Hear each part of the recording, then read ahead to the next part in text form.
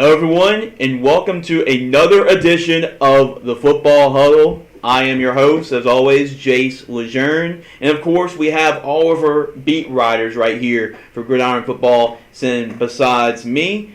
And just in case y'all are wondering, I did the Chase with Jace last Wednesday, talked about the beginning of spring football. So if y'all want to go back to our YouTube channel, check that out. We also have a lot of practice highlights too from LSU. So you have a lot of content, and you also go to GridironFootballUSA.com and check out all of our content. But just in case if you miss any of our content on our website, we're going to be here to talk about, and that's what the Football Huddle is all about. And just in case y'all wondering too about the Chase with Jace on Wednesday, why there was no show this Wednesday, well, it was because there was LSU Pro Day. So it was a very busy day, but we'll recap everything from LSU Pro Day. We'll also give you an update LSU Spring Practice Report too on next Wednesday's show. So make sure to go to Gridiron Football's YouTube channel and check that out. I'll keep y'all updated on what time. I'm thinking about 2:30 on Wednesday. But regardless of that, it's Friday. It's talk about the Football Huddle. We're talking about high school football around the country. So we're super excited about that, and we have three of our best writers here for Gridiron Football, and it's really cool why we come here and we talk about all the states around the country who has the best football, right? That's just really kind of why we hold together and say, oh, my state's better than your state. No, my state's better than your state. So that's why we have all these writers talking about how great their state is and how great at football they really are. But before we start and we dive deep into it, we got to thank our sponsors. So first of all, we have to thank the Mississippi State Guard. So they're one of our biggest sponsors here at Gridiron Football. So for more information, make sure to go to MississippiStateGuard.org. We also have the Ultimate Apparel. Appreciate Terrence and everything that he does with us for Ultimate Apparel. So go to UltimateApparelLLC.com. And also our last sponsor, the Johnson Law Group. Excellence and hope in action is their motto. So if you ever get an injury, well, Mr. Johnson, he's one of the top trial lawyers in the entire country. I'll put up against anybody out there. So give him a call if you ever get in an accident, 225-717-7070. So yeah, we're going to actually go right into it, guys. I know everybody's prepared to talk about their different states. And to the left of me, I mean, we actually have two Louisiana beat writers, right? So we talk a lot about Louisiana and the state of Louisiana. And so I just have to say, guys, Louisiana, the boot that has the best football around. So nothing can beat the boot. So and we're going to talk about some of that really competition in Louisiana, specifically North Louisiana. And Ellis, what do you have for today for us up in North Louisiana? What's up, everybody? I'm Ellis Robertson. I'm the beat writer that covers North Louisiana here at Gridiron Football. And the first school I have is Evangel Christian Academy. Evangel is a private Christian school in Shreveport, Louisiana. They play in the LHSAA 4A level of play, and they also compete in District 1. And the high school has won 14 state championships throughout their whole career. And they've actually won a national championship for high school football. And some notable alumni on their team from their past have been Brock Berlin, John David Booty, Jacob Hester, Jerry Tillery, Trent Taylor, and Ardarius Washington, as well as current NFL prospect Micah Baskerville, who is from LSU. And the Evangel Eagles are led by head coach Denny Duron, who's also the pastor at their school. And this upcoming season, they have lots of players on their offense, a very stacked offense with players like offensive tackle Jacob Carpenter, quarterback, wide receiver duo, the Foldrum brothers, Parker and Peyton, and as well as offensive tackle Tristan Santoro. Peyton and Parker are both notable four-year starters for the team, and Parker will also be participating in the Army All-American game coming up this new year. And also, Tristan Santoro has recently committed to Baylor University to continue his career at offensive tackle. As for the defensive side of the ball, they have players like defensive end Gabriel Relaford and cornerback Taziah Glenn, and also Coach Denny Duron was harping on this player, middle linebacker Damari Drake. He said he's a player who's gotten lots of experience for the team, and all coaches should keep an eye out on him because he's been a starter for the team since he was in 8th grade. He was starting on the high school varsity team. And that's easy. With all those players, it's easy to see why Coach Denny Duron is so excited for the Eagles season this upcoming year.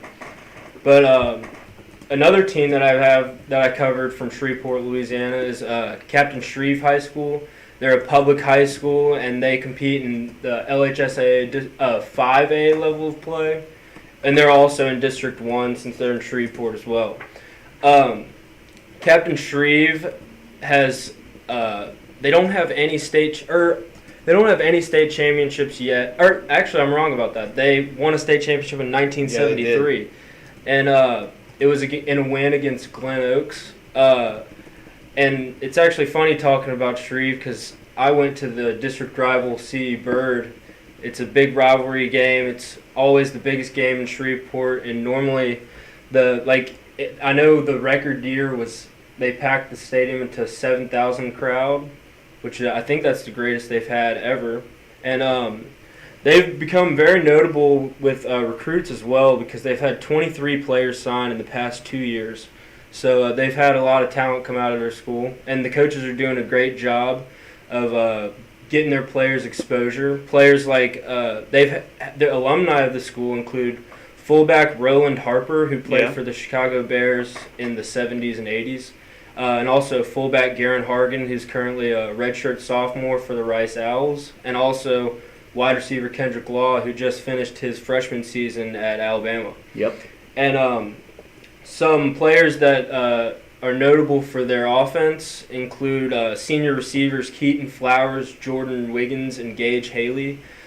Keaton Flowers and Jordan Wiggins were both selected as all-state wide receivers, while Gage Haley didn't get to play this past season because he moved in from another school.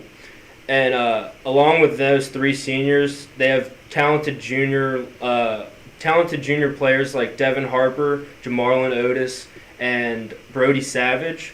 Devin Harper is a 6'6", 285-pound offensive tackle who's currently has 6 D1 offers, including teams like Texas Tech, Tulane, and Mississippi State. Jamarlin Otis is a 5'9", 180-pound running back who has earned 2 offers, one from Lamar and the other one from University of Louisiana Monroe. And quarterback Brody Savage is a 6'2", 180-pound quarterback who's looking to get a lot of experience this upcoming season. He's received a lot of Power 5 interest as well, but he has no offers yet. And another notable player for their team is the senior kicker and punter, John Chance. He's been in the spotlight for the Gators a lot. He has an all-state selection, and he's also a part of the Coles Kicking All-American team. He averages 44 yards per punt and also kicked a 50-yard field goal in-game against Calvary this past season. As for the defensive side of the ball, defensive linemen Gregory Webb and Landon Mosley look to hold down the interior for the Gators, as well as junior defensive tackle Lionel Prudhomme. He's a 6'3", 285-pound nose guard, and he's gotten a lot of interest from D1 schools as well. And behind those two, we have all-state linebacker Landon Lee, who led the Gators in tackles this past season. And finally, up top at safety, we have Trey Fuller. Trey Fuller is a 6'2", 185-pound free safety, and he has 4 D1 offers, including Grambling, University of Louisiana Monroe, Mississippi State, and Tulsa. So with all this young talent, it's quite easy to see why the Gators are becoming a real factory for creating college talent. Yeah, they really are, Ellis. You look at North Louisiana. I mean, everybody talks about the talent in South Louisiana, but not a lot of people realize just the amount of talent in North Louisiana. Yeah, lots of volume comes out of cities like Shreveport and Monroe and Ruston. There's a lot of talent up there. Yeah, there really is. I mean, Evangel Christian, I mean, they're really the program in the 90s. Yeah. Like, nobody can beat them. They're airing out, and all the big college programs really wanted their quarterbacks because they are just grooming quarterbacks left and right. And actually, you mentioned the Fulghams right there earlier. That's actually Josh Booty's sons, actually. So it's just crazy how that comes around as well. But great stuff. Captain Tree's on the rise, too, recently. They've been sending out a lot of players. You mentioned Kendrick Law at Alabama. So they've actually been really a program on the rise. They're just getting more and more talent every single year. So they're really on the rise. And Ellis, I mean, for more of your content, where did you go and see all of your great content here at Gridiron Football? You can find more of my content on gridironfootballusa.com. That's where you can find all my articles that I've ever made. So, yeah. Yeah, so Ellis, myself, and Nick, we write about Louisiana. So you go on the front page, it's actually separated by state. So you can find Louisiana high school football right there. It's great stuff. Of course, I'm a little biased. I'm a Louisiana guy. But, I'm going to let the other guys have their say and why their state's so good. And then Jose, to the right of me. So Jose, I know you cover a lot of Houston specifically. I know you cover Texas, but Houston specifically, and there's obviously a lot of great talent in the Houston area. Yeah, So for sure. what's been going on around Houston right now? So, as a beat writer for the Houston area, it sometimes gets tough to even choose the high schools that I really want to cover because there's so much talent all around the city. But the first kind of high school that I kind of want to talk about is C.E. King High School. It's a school located in the northeastern Houston part of in the Harris County area, and they're coached by Chris Henry, who was hired from Marshall, one of the powerhouses in Texas football. So he came over after serving as an assistant head coach at Marshall, and he's really done a incredible job of turning the program around and kind of changing the mentality of the team a little bit. They've been progressing incredibly well as far as their playoff runs go. So 2 years ago in 2020, they were able to just record their first playoff run in a little bit. They had gone a little bit without a playoff win, and so it was nice to see them bounce back and win a playoff game. And then the year after, they were able to achieve 2 playoff wins. So in 2021, and this past year, they were able to win 3 games. So it's been kind of a progression where they take an extra step every year. So it's cool to see the program really improving in that manner. So I think they've got a very bright future ahead of them with Coach Chris Henry. This season was accomplished with major roster turnover. They had 1 returning starter on offense and they had 4 on defense. So it was a really big adjustment for the kids stepping up into first starting work the first time, but they were able to get it done and kind of take those orders and put it down. So they've done a very good job in that aspect. Their kind of coaching staff is really focused on helping their kids. And they meet with their kids freshman year and they meet with them after they're done with the walk and they kind of figure out what they want to do after high school. So whether that's trade school, whether that's military, whether that's playing college ball, they make sure that all their kids are kind of set and have some sort of goals in the future. And they do a very good job also in getting their kids offers. 15 of their kids were signed in 2022 and this year they have 17 kids getting time, so they coaches go above and beyond in that matter. It's an opportunity for their kids to play all things together. The coach kind of wanted to play his cards close to his chest, so he didn't want to give too much information as far as prospect goes. But one blade star that he did mention was a kid by the name of Ray G. Daly, who's a class of 2024 wide receiver and punt returner. He accumulated 172 receiving yards in their last playoff game. It was a loss against Katy High School, which was a big Texas powerhouse. And he had 172 receiving yards, 2 touchdowns, and he had a 93-yard punt return in that game. So he's done an incredible job this year. A lot of his most explosive plays come on flat routes. He kind of accumulates a lot of yards after the catch, and so he's kind of like Tyreek Hill in that manner, where he's really explosive. He has an extra gear and speed that he picks up, and so I think next year he's definitely for sure going to garner a lot of offers. But yeah, moving on to my second school that I covered, Dickinson High School. It's a school located in the Galveston County of the Texas area, of the Houston metro area. And they're coached by John Snelson, who is kind of like a little bit of a legend in the Houston Texas high school football region. He was recently inducted in 2020 to the Pasadena ISD Athletics Hall of Fame. So he's got quite a pedigree as far as his resume goes. And he worked with Pasadena Memorial before he took the Dickinson job, but he took them to their first playoff wins. He made several runs. He won their first district championship, and he's done a lot of good things in his past. So this past season, they were able to. Unfortunately, they were only able to win one playoff game, but the team was so much better than their kind of record indicates. Like they had some incredibly dominant wins throughout the season. They crushed Ridgepoint, or not Ridgepoint, Dobby 41-3. They crushed Great Brazoswood 49-9. Like they've had some very impressive wins on their record this year. And Coach Nelson, like when we spoke on the phone, he talked to me a lot about the importance of attitude, effort, toughness, and trust, and that those are like the core values that they kind of really try to focus on throughout the length of the season. A few of the prospects he kind of talked to me about were, the first one was Rodney Bemish, who was defensive back in class of 2024. He already has 5 college offers, including offers from Florida, Florida State, and Colorado. So he's applying for a big 2023 season, and he's most likely going to be one of the top recruits out of Texas as far as he goes.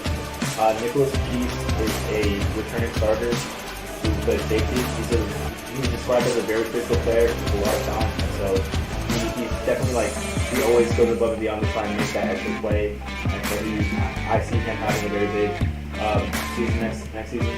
Dante Beers is a linebacker in the class of 2024. He was described as having tremendous upside because he has a good frame of 6'2", 240 pounds, which for a linebacker is impressive. And he has quick speed for his size, which is something for average linebacker. John Solomon is a class of 2024 quarterback who had a very solid year for the Gators last season. And he has an incredible arm. He has a very strong arm for a state in high school. And so I think, even though he doesn't have too many offers right now, I think next season he'll take an extra step and explode off the team and have a lot of colleges offer him early on next season. Mason Peterson and Jeremiah Scobie are 2 class 2025 tight ends who are also expected to shoulder a big portion of the offense. They're kind of stepping into that varsity role for the first time, and so they are expected to kind of lead the team as far as the season goes.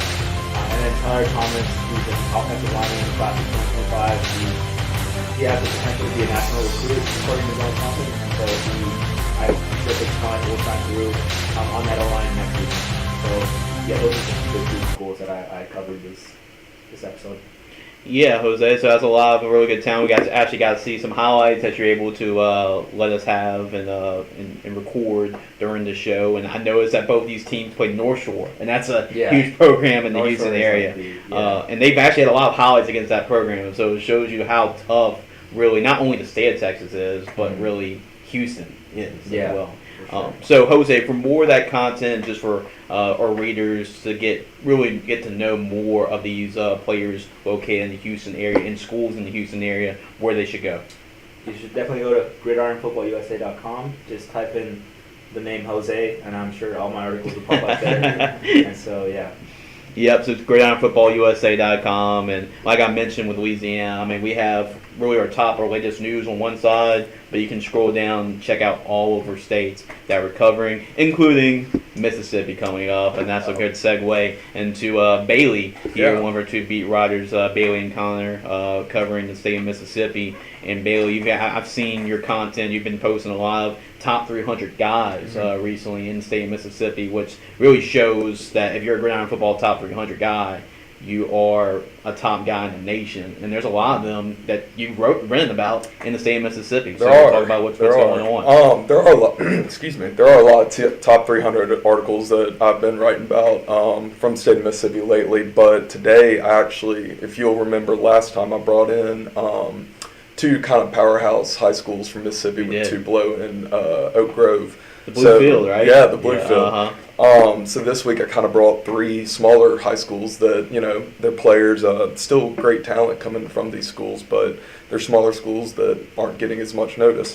So first I have Ripley High School in Mississippi from Ripley, Mississippi.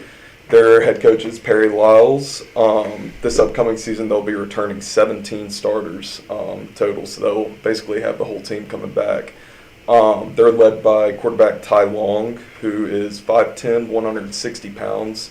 He's athletic, kind of dual threat. He can do it all, run when he's able to. In the class of 2024, their top receiver is Michael Turner. He is 6'2", 170. So kind of bigger target for the quarterback Ty Long. He also plays both ways. He came down with 12 interceptions last year on the defense.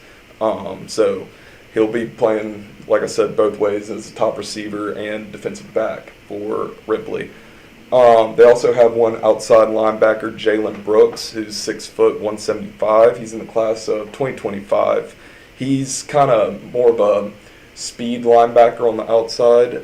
He can tackle, catch up pursuit to running backs. He can hold down wide receivers and catch up with them when necessary. So kind of moving on from Ripley, I have a 3A school, Kossuth High School.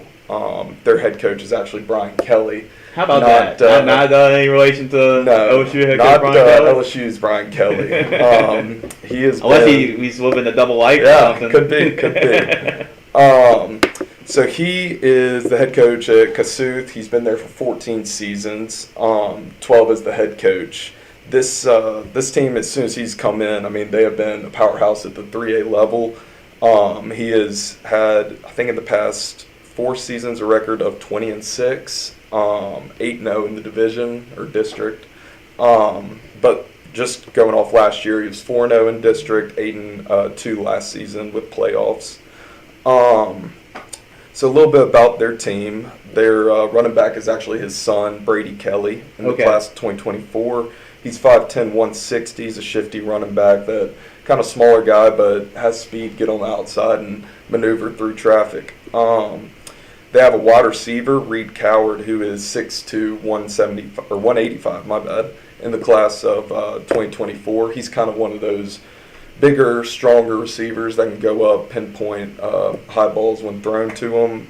He's good in double coverage and stuff like that. They have actually a 4-year starter at kicker, Brody Hijack, who is getting some national interest for kicking. It's hard to find in high school. It is. And Coach Kelly couldn't stop raving about him. He's loving his kicker down there. For my last high school, I wrote on Lawrence County High School. They're coached by Jesse Anderson. They went 7-3 last year. It's still a pretty successful season, getting into the playoffs. Their leading running back actually wrote a diamond in the rough on their class of 2024 running back, Ahmad Hardy. He is as big a running back you can get. Yeah. He's 5'11", 200, so not actually physically, but he's a bulldozer. He powers through everyone. Takes multiple guys to get him down, and I mean, he was just a bunch of fun to cover and to watch his highlights, because he's going to be something at the next level. Their quarterback is Cato Cannon. He's 6 foot 190. They at Lawrence County, they run a wing T offense, so he doesn't get a lot of opportunities. He does. He gets to pass a decent amount. They do like to throw some fades off of that. But like, any wing T offense, he is running the ball a lot. He is a true dual threat quarterback, and he definitely is helping them out down there, along with Ahmad Hardy, their main rusher. That's a guy you've written a lot about already, too, Ahmad Hardy. He's going to gain some traction. And all of these guys are behind a stout offensive line. Coach Anderson just was raving about them. They're having, I think, 3 or 4 returning starters coming up, including Ty Ellis, one of the really good ones in the state. Then on the defensive side, they have a linebacker, Jabra McGee, who is just a big linebacker that plugs holes. Hard hitter. He can come down into any situation, read the quarterback well. Really good at pursuit, and that's about all I have from Mississippi. Yeah, that's a lot. That's a lot, Bailey. Yeah. A lot to discuss. A lot from all three of y'all. So, Bailey, if they need to go and read your content, which is a lot, you've been posting a lot of content on our website, where they should go to. So go to Gridiron Football USA. Like you said, my name's Bailey Tabor, and I'm beat writer for Mississippi along with Connor Peterson. So we have been covering Mississippi, and it's going well. There's a lot of good talent in Mississippi. Yeah, there really is. So great job by all three of y'all for coming on again and talking about your respective states. So make sure to keep up with all they're doing at GridironFootballUSA.com. I read it a lot, and make sure to retweet all of these guys' articles and share them out as much as I can. They do an excellent job, and they work really hard to get in touch with these coaches, to talk with them. Appreciate all these coaches for reaching out as well, and the players too. So if you want to check out what these guys can do, well, it's pretty easy. I mean, underneath the screen, you're going to see www.gridironfootballusa.com. So, and it's above me too. It's above me and it's below me. So, I mean, you can't miss it. www.gridironfootballusa.com. And just also some teasers coming up for our website before the end of the week. We officially have our first bowl game commit for this upcoming year, and you'll get to find out who it is on our website later today. So that's actually going to be released later, and he's a good one. So we already got our official bowl game commit, and then also we'll have some bowl game invites coming up that I'm going to go to a lot of high schools around the area and invite some players to play in a bowl game. So keep up with all of that going on at GridironFootballUSA.com, and then make sure also keep track of what they're doing, because we have beat writers in Texas, Louisiana, Mississippi, Alabama, you name it. We got LSU football coverage, a lot of LSU spring practice coverage. So make sure to either go to our website. You can follow us on Facebook, Twitter, Instagram, and you can watch us on YouTube as well. So we got a lot of different outlets. And then to wrap up the show, I just want to say thank you to our three major sponsors, the Mississippi State Guard. For more information about the Mississippi State Guard and all they do, and really kudos to the Mississippi State Guard for all they do for our country as well. Go to msstateguard.org is the website. And then all our cool gear. And when I go to all these high schools, when I go to invite some players to the bowl game, they'll get to be holding the jerseys from Ultimate Apparel, our next sponsor. So go to ultimateapparelllc.com if you're a team that's trying to get some gear. Well, make sure to go to reach Terrence, who does an excellent job. He actually provided the jerseys from our bowl game last year. Go to ultimateapparelllc.com. And then finally, Johnson Law Group. Excellence and hope in action is their motto. Appreciate Mr. Willie. He's one of the top trial lawyers in the nation. So if you get in an accident, that's the first person I recommend to get in contact with if ever that happens. You know, it's unfortunate, but if you ever get in that predicament, call Mr. Willie at 225-717-7070. And also, I have to give a shout out to for our cameraman here today, Cameron Cherniglia. You know, my buddy of mine stepping up to the plate and helping us out a lot here today. Well, appreciate guys for coming on.